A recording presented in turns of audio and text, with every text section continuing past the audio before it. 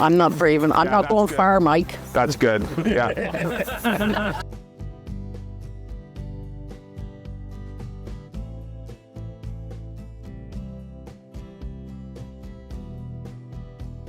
Comes in two different styles. Single picket that we're using today, and a double stake. And the double stakes I think would work great in this type of soil, but certainly if you have a lot of stony ground or shallow ground, the single picket, or frozen ground, the single picket's a lot easier to deal with.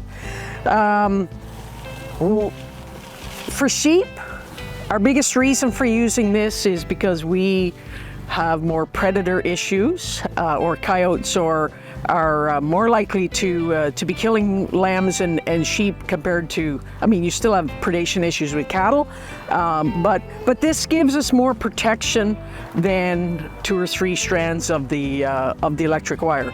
So I'm just going to run this out.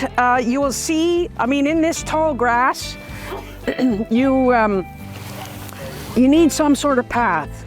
Some people will actually trim a line. I'm lazy.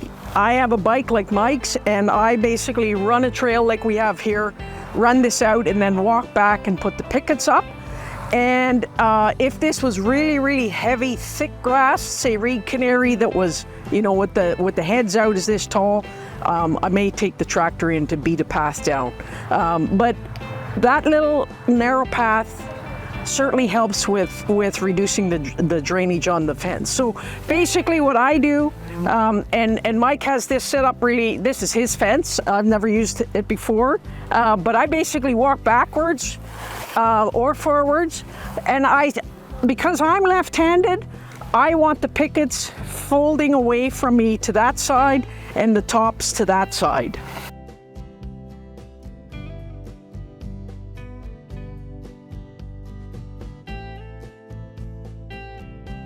Make sure our stake is not tangled in the electric wires. I would call that inexpensive. Oh, because it, you know, it'll last 5+ years. The difference with the single stake versus the double is you do have to use your arm strength to get that picket in, whereas the double stake you can step it in. On every one of these orange strings, the electricity is running in them. The bottom wire is basically just a rope. Okay, so it's got something like that little leafy system. Correct. And you would have seen me, you want that bottom wire really tight. Yeah. And so, you know, you're pulling it with your foot, keeping it good and snug, and work it right till the picket is down all the way in. Okay? Good for sheep. It could be great for cattle if you were, you know, fencing an area that was high predation with no other fences, right? And on the predation side, it also keeps most guard dogs in. Key, yes. Yeah, so then not only is it helping to keep the coyotes out, it keeps the guard dogs in and away from the house and away from your neighbors and where they're supposed to be. Yeah, and you'll see Mike has already done it. They have nice little clips that can clip onto the high tensile wire or clip, like if you're running multiple fences, you basically clip those two together. But I mean, there's no way that's accidentally going to come off that wire, right? And as Mike has done there, you know, a good little trick, helps hold it, give it a bit of a push, and away you go. These come in multiple colors, and the more they look like grass, the harder it is for animals to see them, including deer. We often get deer knock these down. The white fences, they're more visible, and so they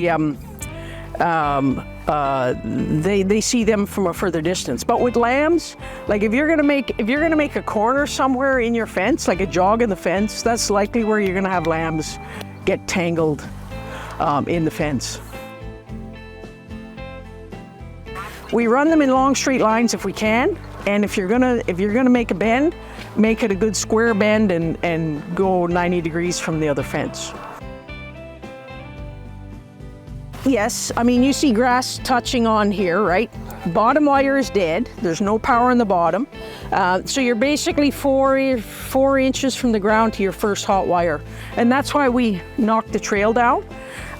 If you had a small energizer that wasn't putting out a lot of power, and you're getting into the drier part of the season, it may be that you have to trim a trail. But I won't do that unless, sorry for banging on that, I won't do that unless I see problems of animals getting out. Generally, we're moving this often enough, as Dean said with the cattle, every 2, 3, 5 days. And any sheep that tries to, figures out my electric nets, I note her ear tag number and she's gone. So she doesn't train the other ones. But yes, it's always carry a fence tester. Make sure we have power. And it doesn't take, and it's also at a height that the border collie can jump over. The guard dogs probably can't figure out how to jump over it. That ATV, I just drive at a 45 and I drive right over top of it. So it's not a matter of opening a gate or anything like that. You just drive over top of it and go. I'm not as brave as Mike, so what I do is I pull a picket and then drive over. And like he said, as long as you're at a bit of an angle and the tire on the picket. They totally destroyed a few of them. But unless you have a snowplow hanger underneath your bike, yeah. Then don't drive over them. I borrowed this from somebody and I don't even hardly want to use it because it's so dangerous, but there's 3 string wires on there and they make a 3-wire sheep fence with one reel. I have them here. Yeah, I hardly even want to. But he has been using these for decades. Like multiple decades. Yeah. And he says whoever unwinds it. Yeah, has to do it the next time. But he is pretty good.